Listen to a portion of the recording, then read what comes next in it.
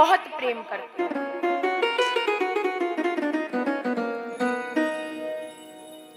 यहाँ पर ब्रजवासियों के हृदय में परमात्मा के लिए बहुत प्रेम है और यही कारण था कि भगवान ने आगे बढ़कर के सभी समस्याओं को दूर किया है। आगे एक कथा आती है कि किस प्रकार से वरुण देव ने नंद बाबा को एक दैत्य समझ करके, राक्षस समझ करके अपने लोक में ले गए थे। एक बार एकादशी थी और पूरे ब्रजवासी एकादशी का व्रत धारण किया करते थे। सभी ने व्रत किया, रात्रि में जागरण किया, भजन कीर्तन किया और यहाँ पर नंद बाबा को लगा कि सवेरा हो गया है और वो रात्रि में ही जल में जाकर के स्नान करने लगे। जैसे ही स्नान किया तो वरुण देवता के जो दूत थे, उन दूतों ने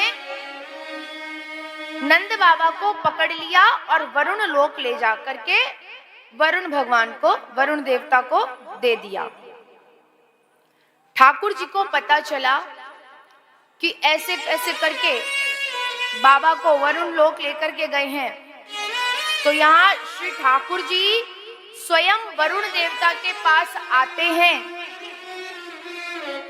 और जैसे ही कहा है कि आप भूल से मेरे पिता को एक राक्षस समझ करके लेकर के आए थे, इसलिए उन्हें छोड़ दीजिए।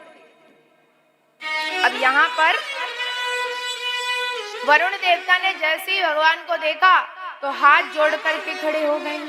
प्रभु, हमें नहीं पता था कि ये आपके पिता हैं। सफल जन्म है नाथ हमारे, सफल जन्म है नाथ हमारे, सफल जन्म है नाथ हमारे,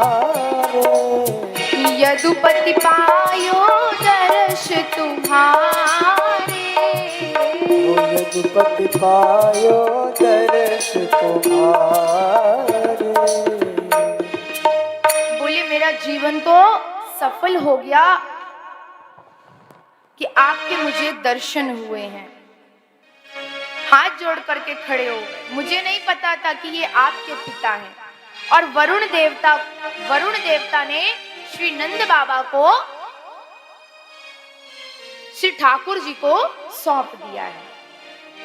यहां लेकर के आए हैं। घर वापस आना होता है। आगे रासलीला का वर्णन किया है श्री सुखदेव जी, बताते हैं राजा परीक्षित।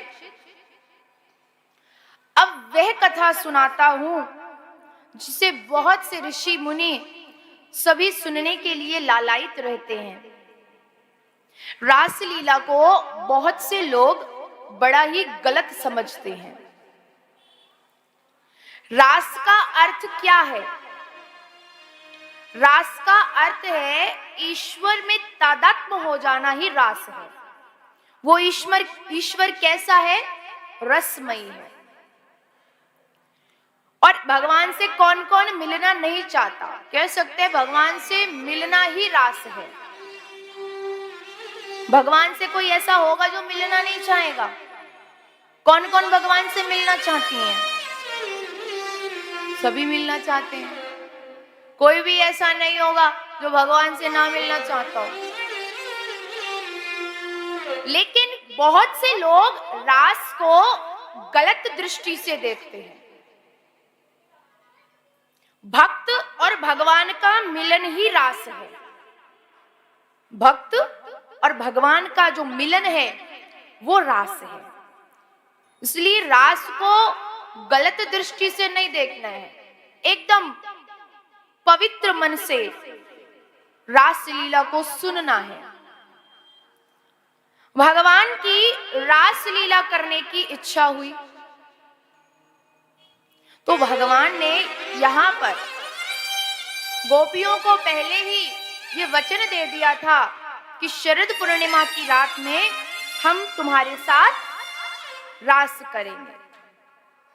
शरद पूर्णिमा की वो सुंदर सी चांदनी को देख करके भगवान के मन में रास करने की इच्छा प्रकट हुई। कृष्णस्तु यौवनम दृष्ट्वा निशि चंद्रमा सोवनम शारदो चानिशारम्यां मनश्चक्रे रति प्रति। चंद्रमा की सुंदर सी चांदनी को देख करके भगवान के मन में रास की इच्छा प्रकट हुई और भगवान ने एक ऊंची सी पहाड़ी पर जा करके बैठे हैं, अधरों पर अपनी मुरलिका को धारण किया है और जो ही मुरलिका धारण करी है तो सबसे पहले किसको बुलाया?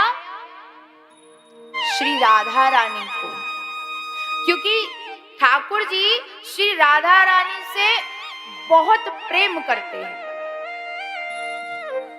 तो सबसे पहले उन्होंने राधा जी को बुलाया। ये राधा जी कोई साधारण नहीं है। राधा जी सदाम कृष्णमय है और कृष्ण भगवान सदाम राधामय है। एक बार एक बूढ़े से बाबा बरसाने पहुंचे और दिल्ली से बरसाने पहुंचे और राधा रानी के मंदिर में खूब संकीर्तन कीर्तन हो रहा था। तो उस संकीर्तन में खूब जम करके नाचे हैं, खूब नाचे और रात तक नाचते ही रहे। सवेरे के गए रात तक नाचते गए। जब पैरों में दर्द हो गया तो वापस अपने घर पर आए।